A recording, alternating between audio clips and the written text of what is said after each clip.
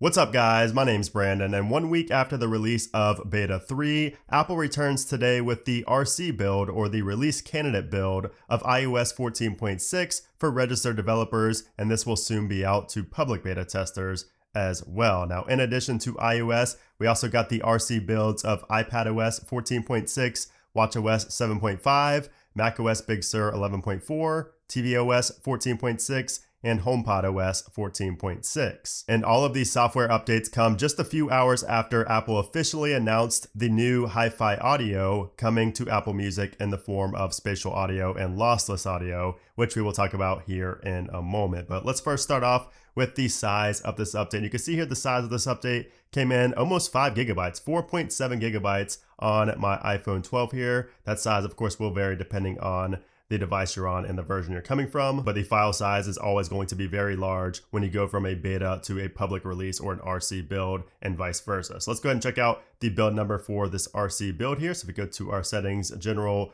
about 14.6, you can see there the build is 18F71. And then if we go down a little bit further to the modem firmware, you can see we have an update there as well. It's now 1.71.01. So if you're having issues with anything related to the modem or cell connectivity, those could be solved with this update. So now what's new here in iOS 14.6? And the biggest thing is what I mentioned earlier, and that is the fact that Apple just this morning announced that spatial audio and lossless audio will be coming to Apple Music in June for no additional cost. So this is what we've been seeing rumored for quite a while. It was in the code of iOS 14.6 ever since beta 1, and now it was officially announced today by Apple. So you can see here it says that the spatial audio will work for all AirPods, not just for the pros, like for videos, like for, videos and movies on Apple TV. You had to have the AirPods Pro or the AirPods Max to take advantage of spatial audio for video. But now for audio, spatial audio for like music, you can have any set of AirPods, including the original AirPods, along with other headphones not made by Apple as well. So that is pretty cool.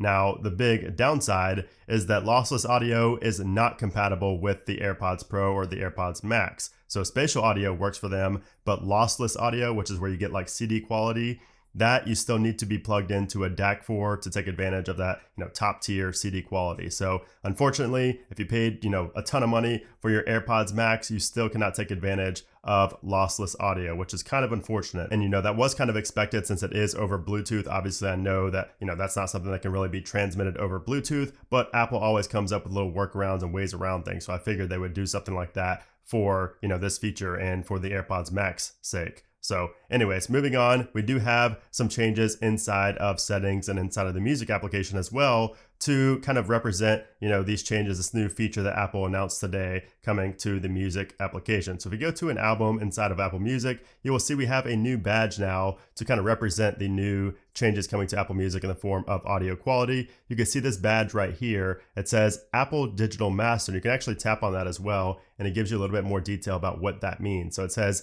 Apple Digital Masters start from 24-bit files and are optimized to bring the best sounding audio to Apple products. You can also tap on Learn More, and you get this whole section right here on Apple's website talking about Apple Digital Masters, studio quality sound for everyone. So that's pretty cool. And I did notice that this badge is not present on every single album or every single song. So it seems like Apple is kind of doing a slow rollout to get this on, everything on Apple Music. Right now, it's probably just starting with like the newer albums and the newer songs. But anyways, we also have some additional changes inside of the RC build of iOS 14.6 as well. So if we go to our settings and then go down to music, we actually have quite a few changes in here. And I will pull up iOS 14.6 beta 3. And this is also how it was on previous versions of iOS as well, just so you could see the changes in this section inside of settings. So first off, you will notice that cellular data is moved to the very top now. And it says allow music to access, and then it shows cellular data right there. And it gives you a little bit more context about it below, whereas before you could see it just said cellular data and it didn't have the little allow music to access above it right there. And you will notice that a lot of things have been moved around here inside of the settings, like animated cover art, for example, used to be like the third option here, but now in the RC build, it's all the way near the bottom. Now, also, if we go down to this section right here, so you can see we had downloads that used to be above playback. Now these two are swapped, and now it doesn't say playback, it says audio for this section right here. And we also have the cellular streaming right there as well. And sound check was also moved to the bottom, and use listening history is no longer in that section. Now, if we go to cellular streaming, so before you didn't really get any options for cellular data. You either had on or off. And if you turned it on for streaming, you basically just had high quality streaming and that's it. But now in the RC build of iOS 14.6, you can see you can actually change exactly what type of streaming you want to do for Apple Music, either high efficiency, which is the HEAAC with low data usage quality, or high quality, which is 256 kilobytes per second. And like I said, a lot of things are moved around, and even at the bottom here, you can see that the home sharing and the privacy sections have been swapped here in the RC build as well. But aside from those music changes, I didn't notice anything else new here in the RC build compared to the third beta. However, of course, when we get an RC build, we do get the release notes here as well. So if you go to like the software update screen and tap on learn more, you will see the release notes for this version. You can see here, Apple talks about Apple Card Family up top. So we have the new features with Apple Card Family. We also have the new podcast feature that talks about subscription support for channels and individual shows has been added as well.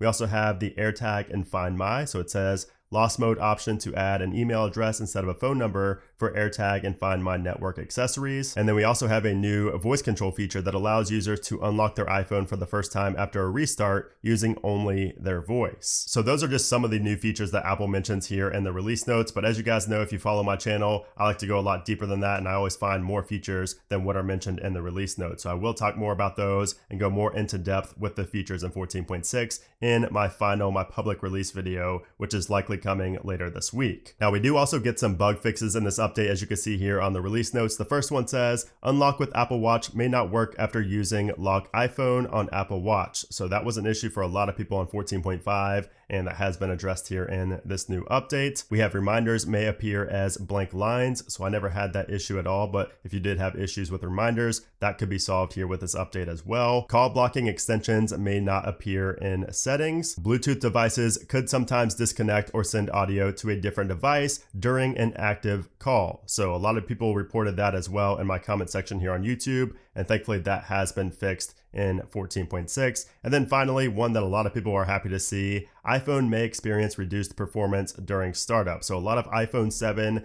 iPhone 8, even iPhone 10 users reported issues with performance when they first started up their phone. It was very laggy, it was very buggy, and that has been addressed here in this update. That was actually just, I think, in the second or third beta. So that is going to be a nice little bug fix there for those that had issues with performance on startup. I'm sure that there are other bug fixes in this update, and just an update also on the AirPlay to HomePod feature. You guys know I had a lot of issues with that on iOS 14.5 and 14.5.1. It has gotten a little bit better here in 14.6. I haven't had enough time to test it on the RC build yet, but it is better than 14.5 and 14.5.1. It's still not perfect, but it is definitely better. Same with the music cue bug, where the first song sometimes would not show the three little lines to move it right here. That has gotten a little bit better. It's not fully fixed, but it doesn't happen as often. And also if you go into the queue and then out and then back in, that does resolve it most of the time. You don't have to actually like force quit out of music or anything like that. So both of those bugs appear to be at least somewhat fixed here in iOS 14.6. Now, as far as the performance goes, performance already feels better here on the RC build than it did on beta 3. Now, of course, I haven't had a ton of time to play with it, but just my first impressions, it does feel better than beta 3. It feels more like beta 2, which was really good for me in terms of the performance.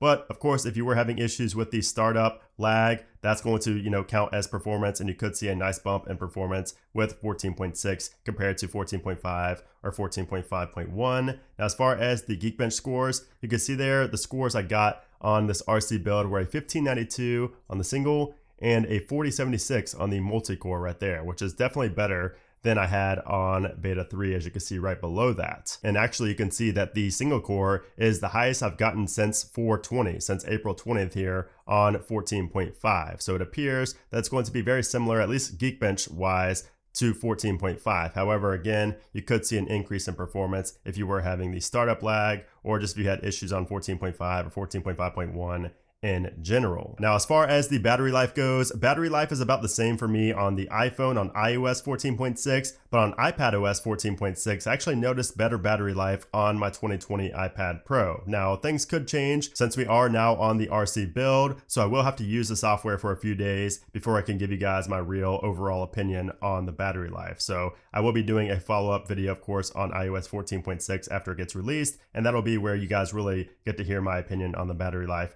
for this software. But right now, just my first impressions, I would expect it to be about the same as 14.5 and 14.5.1. So now when can we expect to see the final public release of iOS 14.6? And I think we're gonna see that this week before the new M1 iPad Pro and M1 iMac get released this Friday on the 21st. So that really only gives us a few days before we can see iOS 14.6. And I think it could even be as early as tomorrow on Tuesday the 18th, but sometime from the 18th through the 21st is possible, although it's unlikely on Friday. Apple does not usually release software on Friday, so my guess would be from the 18th to the 20th, sometime within there is when we will see the final public release for iOS 14.6. But again, we won't get those new music features until June, so just keep that in mind. And then of course, after the public release, we will see iOS 15 Beta 1 get seeded out on June 7th. So we could actually see like a 14.7 Beta 1 start even early next week or even this week is possible as well to see another iOS 14 beta before